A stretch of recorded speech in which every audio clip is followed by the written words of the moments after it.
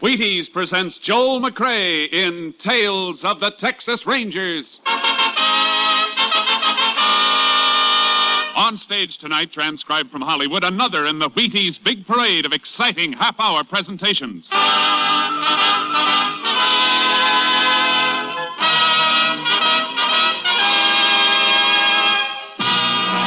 Tales of the Texas Rangers, starring Joel McCrea as Ranger Pearson. Texas, more than 260,000 square miles, and 50 men who make up the most famous and oldest law enforcement body in North America.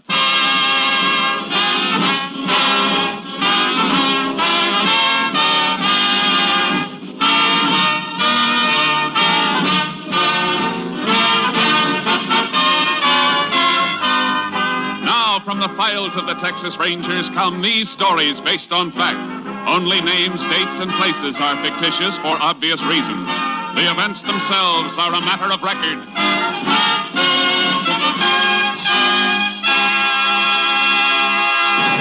Case for tonight, Apache Peak.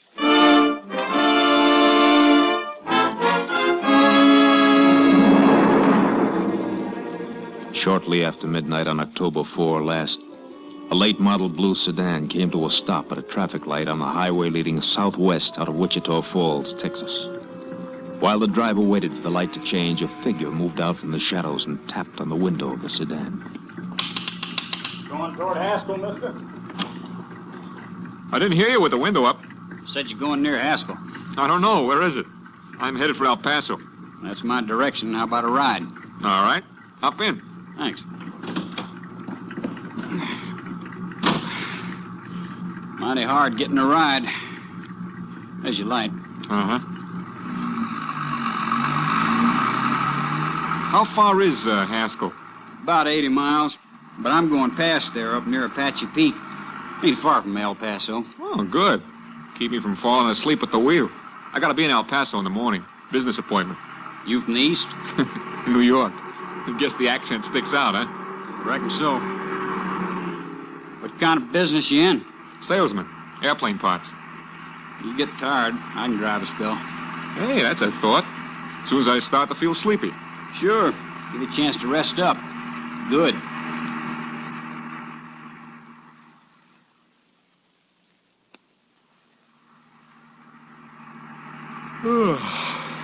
It's almost 4 a.m. Be in Odessa in 20 minutes. You want to take over? Yeah. Guess I can stop any place on this highway. Haven't seen another car in an hour. Yeah, I'll slide over. You get out and come around. No, you get out. Well, it's just as easy for you. Hey, what are you doing with that gun? I need money, mister, and you got it. Oh, sure. I'll give it to you. I won't report it or anything. I'll give... I know you won't, mister. Oh!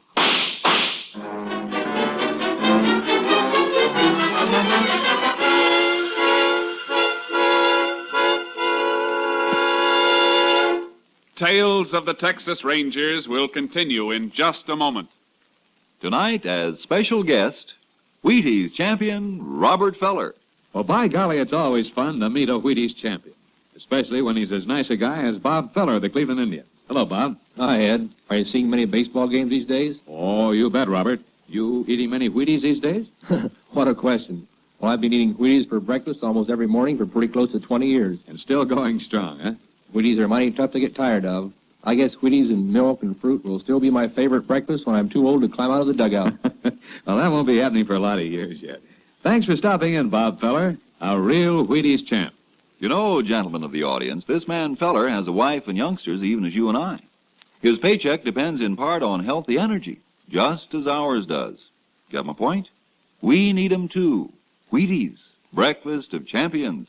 Get yours. And now, back to our story with Joel McCrea as Ranger Pearson.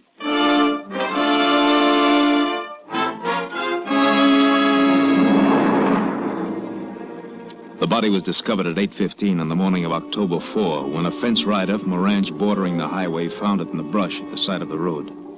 He reported the discovery to the nearest sheriff, and the sheriff relayed the report to the Texas Rangers. Ranger Jace Pearson was assigned to the case. There's the body, Jace, under that sheet. Where was he found, Sheriff? Oh, about 11 miles east. Must have been dumped out of a car.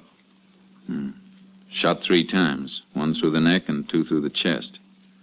.38 caliber? Yeah. Coroner got 2 of the slugs. Any identification on him? Or anything, Jace. Whoever done it even stole the clothes off of him. Except in his shirt and shorts and necktie.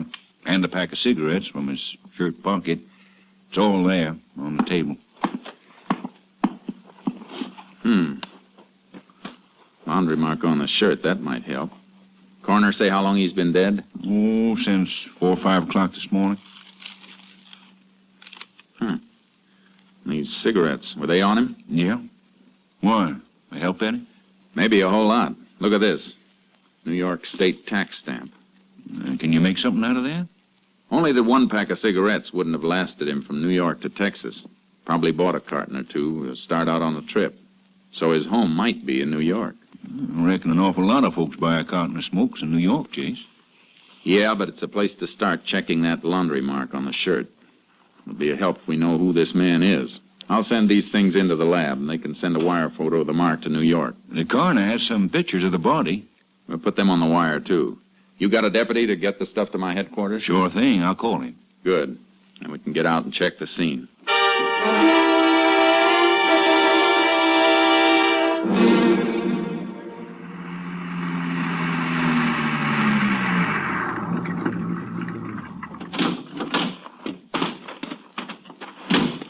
Had this little piece of road here blocked off so no cars could wipe out anything. Good. Yeah, body was found right in here. Yeah. Dragged in from the road. Back of the heel scraped along there. Clothing caught on the mesquite here. And what you picking off there? Little fibers of cloth snagged on here. Lab men get through with these and may be able to tell us what kind of duds they came from. Let's take a look at the road. Fresh set of tire tracks here on the shoulder, Jace. Yeah, I noticed them. Impression's deeper here. That's where they stopped. Look at the marks around it. Body was dragged out of the driver's side. That makes a difference? Means the dead man must have been driving. So, there's a good chance it was his own car. I reckon that adds up. But how about the other fella? Could be the same old story, Sheriff. A hitchhiker. Man'd have to be a fool to take a hitchhiker through this country at night. Yeah, a fool. The trouble with fools is most of them are nice people. And they don't rate being killed. I'm going to play a hunch. Make some work for the highway patrol. Captain Stimson's out on investigation. I may be able to reach him in his car. Unit 10 to Unit 3. Unit 10 to Unit 3. Unit 3 to Unit 10. Go ahead. Unit 10 requests all points bulletin alerting highway patrol and ranger units to stop and check all cars carrying New York State plates. The exhibits you sent over have arrived, Unit 10. You're not just going on that cigarette tax stamp, are you? No, Captain. Murder scene check indicates victim was driving car he was dumped from. Might have been his own. Worth trying, I guess. How soon can we expect report from New York police on laundry mark? That'll take time, Unit 10. We'll keep you informed. Lab reports on exhibits in a few hours. We'll keep Unit 3 informed if I move from this location. Unit 10, 10-4.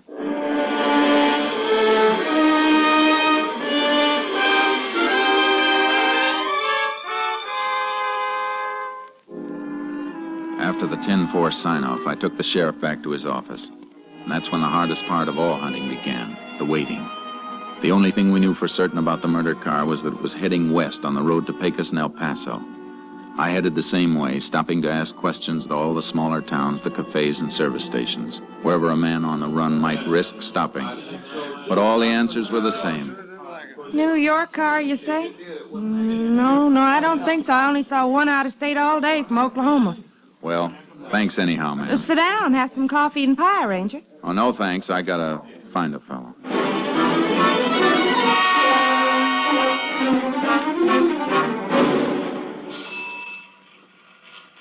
No, I'd sure remember it if a New York car stopped here for gas. Ain't seen one in a week. Well, thanks.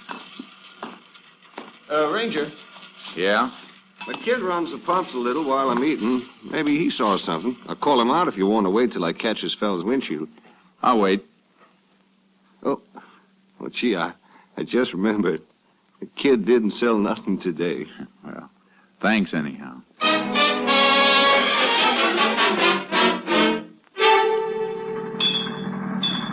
We've been working on the road all day, senor, but we don't notice nobody. Yeah, I guess not. They detour past you 50 yards away. Only one who might see is Juan. He holds the red flag when a car is coming down there. But he don't even look up. He just heard the car and waved the flag. He's too busy looking in the movie magazine at Betty Gravel. Well, thanks.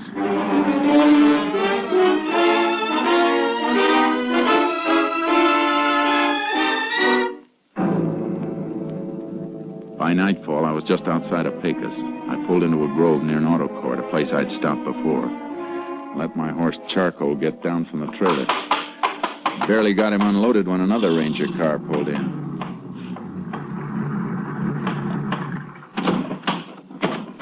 That's Jace? Yeah, Kurtz. Well, howdy, boy. Howdy. What are you doing down here? Got a teletype for you from headquarters. Murdered man's name was Roger Bradley, New York City. Salesman for an airplane parts outfit. Identification positive? Yeah, pictures, laundry mark, everything. Police up there traced the laundry mark. Bradley's wife identified the pictures. Was married, huh? Yeah, 3 kids. Car you're looking for is a 49 blue sedan. Here's the make and license number. Highway Patrol hasn't spotted it anyplace. Nope, but here's a list of all the clothes Bradley was carrying on the trip. Pretty complete description. Can't understand why nobody's seen that car. Killer might have gotten out of the state. Had a good start. I hope that isn't it, Kurtz. 3 kids have to grow up without their father because of a gun-crazy hitchhiker. I know what you mean. Let's hope he's still in Texas. If he is, we're gonna find him.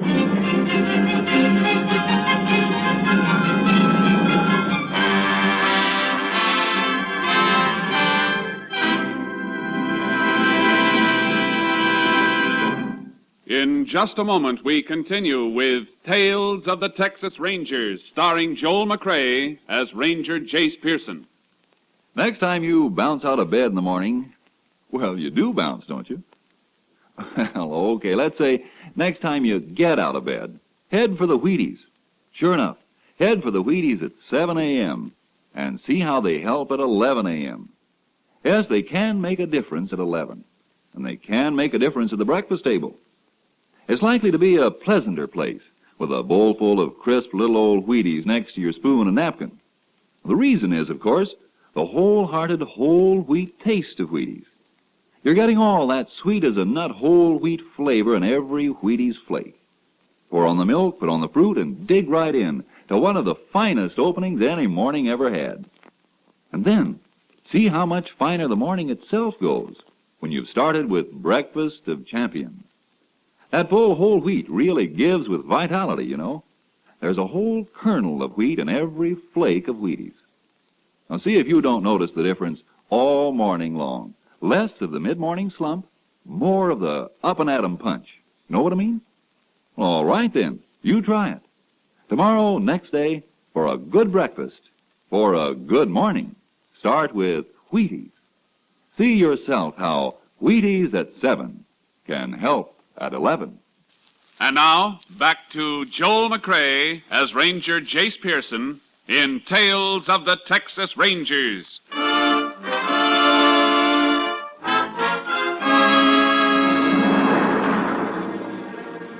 For the next 5 days, Ranger Kurtz and I worked our way west, but we couldn't get a lead. Then on the afternoon of October 10th, 6 days after the killing, we stopped and unloaded our horses at Eagle Flat in Hudspeth County. Blacksmith's place is open? Yeah, horses can drink from his trough. Hey, look at that poke leaning against the fence there. They sure do get dutied up for Saturday night in Eagle Flat. Yeah. Kurtz. What's the matter, Jace? That suit. No poke ordered that through a mail catalog. Hey, it looks like one of the suits described on the teletype. Yeah. Let's find out. Howdy. Well, howdy, Ranger. You live around here? Work the Longbow Ranch up near Tabernacle Mountain. Mighty nice suit you got there. Kind of fancy. Yeah, ain't it a dinger? From New York, the label says. New York, huh? Where'd you get that suit? Well, I bought off... Now, wait a minute, Ranger. This ain't stolen, is it? Yeah. And the man it was stolen from is dead. Oh, man, I just bought it off when a fella come by the bunkhouse. When? Oh, reckon it was about 5 days ago. He drove up with a bunch of stuff. Drove up? And what kind of car? New sedan, blue. Notice the license plates on the car? No. What do you think, Kurtz? He's seen our man or he is our man. Were you on the ranch October 4th? Well, this is the first time I've been off in it in 2 weeks. I bought the suit, I'm telling you. Did you buy anything else? Yeah, this. Watch your hands. Well, I'm just going to show you a wallet the fella threw in with the suit. All right, get it out. Hey, you paid him $10 for the suit and this. Identification cards and everything stripped. You take anything out of here? Well, nothing to take. It's just like I got it, except for my $5 in the money pocket. Killer took all identification out of these celluloid card holders. Might have left some prints. Ought to get it to the lab. Yeah. All right, you better come with us. Now, look, I didn't do nothing. Where are you taking me? To the sheriff. You can give us a description of the man who sold you the duds. If your story checks out clean, you got nothing to worry about. Oh, it's clean. All right. Let's go.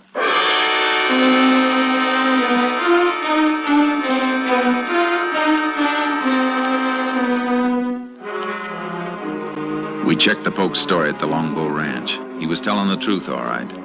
At least we had a description of the man we were after now. About 20 years old, dark, 5'7", about 140 pounds. Kurtz and I unloaded our horses. Which way we riding, Jace? Come on, boy.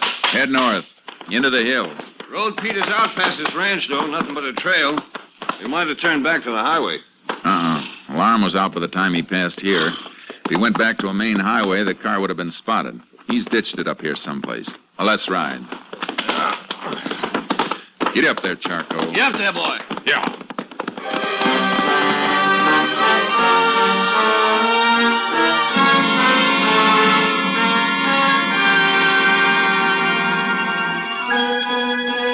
We rode north from the Longbow Ranch, cutting into the mesquite and cedar that flanked the road.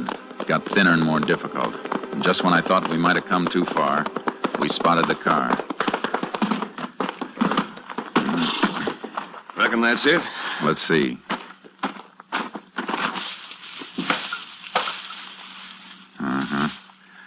Smart. Rolled it into a gully and then covered it with dirt and grass. Nobody'd ever spot it unless they were looking for it. Let's get back and report it.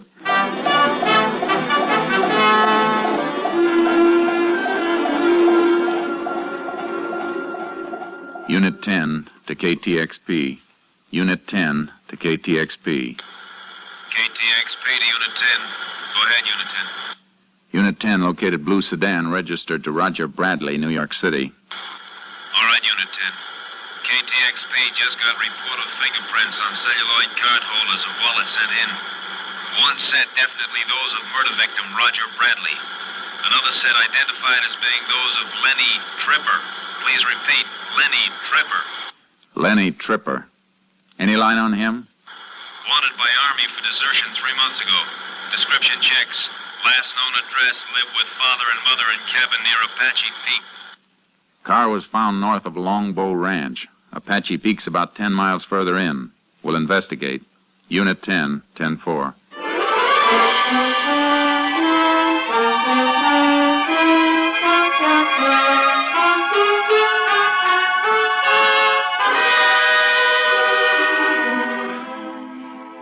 It was sundown when we got started. The country we had to go through is tough enough by daylight. It was after midnight when we sighted Apache Peak.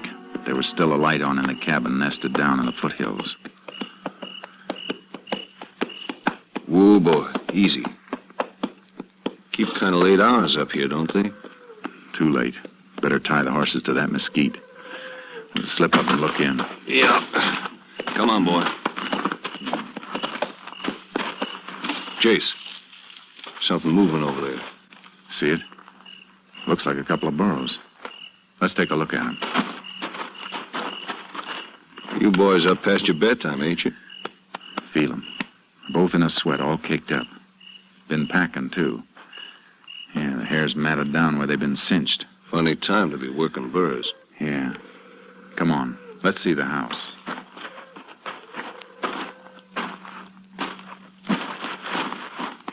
Look through the window.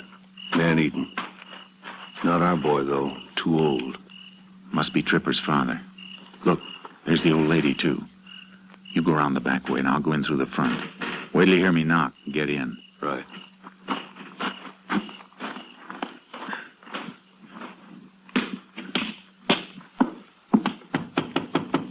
Open up. Who's there? Texas Ranger. What do you want? Lenny Tripper. He ain't here. Mind if I come in and make sure? Let him in. Come on. Pa, what? Just another ranger at the back, Mrs. Tripper. You want to let him in, too? Go ahead, man. Don't mind if I finish eating, do you? No, go right ahead. This your regular mealtime? I eat when I want to. Nothing out back, Jace. Where's your boy, Mr. Tripper? You're the ranger. You find him. We ain't seen him in a year since he joined the army. You haven't seen him in the last 3 months, either. Since he deserted from the army. You heard what she said. Get me a smoke more. If you want to help your boy, you better help us. All right. I'll help him. He's in Mexico. Been there more than a month. Mexico, huh? Thanks. Mind if I have one of those cigarettes, Mr. Tripper? Yeah, I mind. Reckon you can buy your own? Oh, I just got a hankering for one of those. Can't always get a cigarette like that. What do you mean, Ranger? A New York tax stamp on the pack, Tripper. Those cigarettes were stolen from a murdered man 6 days ago. Murdered man? Shut up! What were you doing with those burros outside? They've been packing. I was bringing some stuff down. Been prospecting up the peak. Abandoned silver mines up there, Jace. Is your son hiding out in one of those mines, Tripper? Were you packing supplies to him? I told you what I was doing. That boy's wanted for murder, and if you're smart, you'll take us to him and tell him to surrender. Do what they say, Pa. Do what they say. Shut up! Leave her alone. I didn't know about the murder. He just said the army was after him. Come on, Kurtz. We better go up after him. Oh, don't hurt him. Go ahead, Ranger. Don't hurt Go Pa. after him. He'll kill you, that's what he'll do. He'll kill you.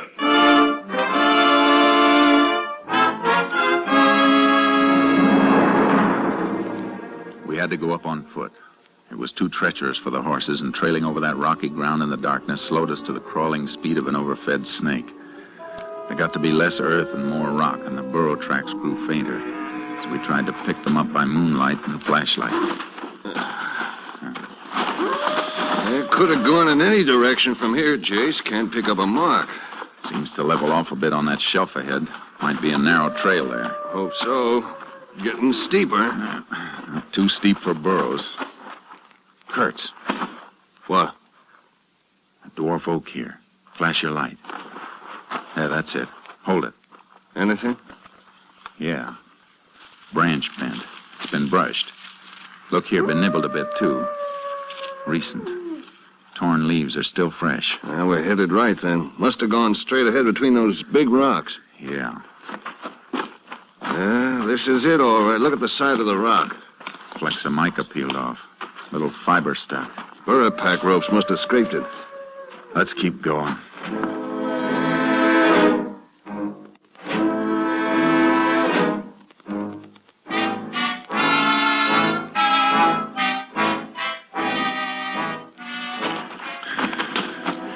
We finally reached the summit where the oaks and cedars fought for whatever slight grip their roots could get on the earth between the rocks.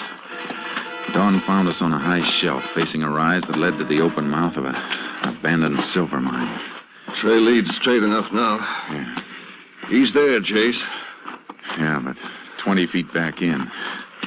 He could pick us off and we'd never even get to see him. Stay down and keep the hole covered. What are you going to do? Just call him out. Tripper! Lanny Tripper! He ain't going to answer, Jace. You can't get out, Tripper. Sit down, Jace. Oh, he's got a rifle as well as that .38 he killed Bradley with. You gonna come out, Tripper? Why don't you come in, Ranger?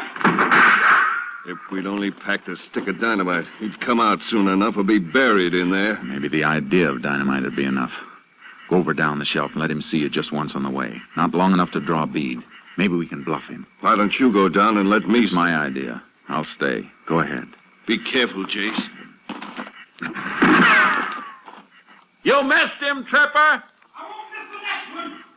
You're not gonna get another shot. He went down to our burrows to get some dynamite. We're gonna seal you in there, Tripper. You better come out. How do I know you ain't gonna kill me on sight?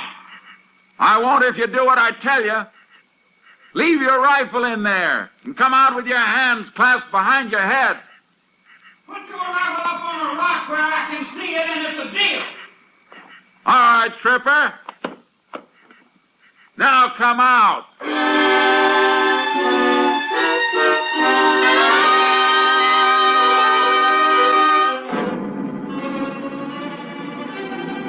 He came out of the shaft slowly, first a blur, then into the light with his hands behind his head. I got up and he walked toward me. He wasn't wearing a gun belt, but there was something in the way he moved that made me keep my hands close to my holsters. Then he made a quick sidestep, and his hands came from behind his head, and I caught the glint of a .38. Jace! I'm all right. Get him, man. Gun hand and arm. Put a tourniquet on, and we'll take him down. What's the matter with you, Jace? You look kind of funny. Just thinking of his folks down there. His mother and even the old man. Just trying to help him because he belongs to them in spite of everything he's done. Now, folks are like that. We got to bring him in and break their hearts. Yeah. Makes you wonder why he ever wanted to wear a badge. Until you remember the man he killed and the 3 kids who'll have to grow up without him. That makes you know you couldn't ever want to do anything but wear a badge. There's a tourniquet. That'll hold him. All right, Tripper, on your feet. Let's go.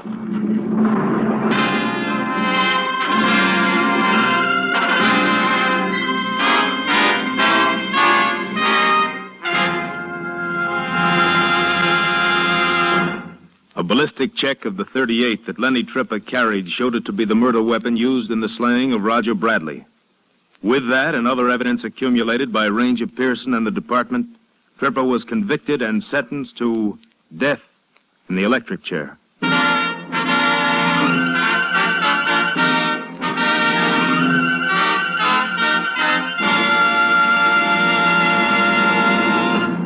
Well, Joel, you did a fine job of clearing up that case. Frank, I've got a little mystery at home. Maybe you can help me. Well, glad to try, Joel. Well, it's the case of the disappearing Wheaties. Every once in a while, when I'm all set for a breakfast bowl of Wheaties, my cook says, "Sorry, we're fresh out." Why, that's no mystery.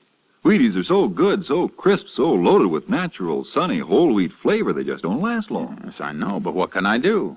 Well, you can get up early before anyone else gets at the Wheaties, or buy 2 or 3 boxes at a time. I think you hit it, Frank. Many thanks. Good night, and thank you, Joel McCrea.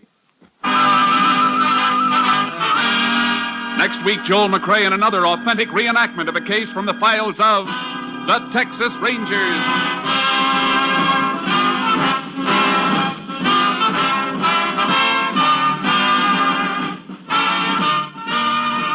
Joel McCrea will soon be seen in the MGM production Stars in My Crown. Tonight's cast included Tony Barrett, Bill Johnstone, Sam Edwards, Paul Duboff, Byron Kane, and Virginia Gregg. And this is the Wheaties man, Frank Martin, inviting you to listen on Monday to Frank Lovejoy and Night Beat on the Wheaties Big Parade. See you then.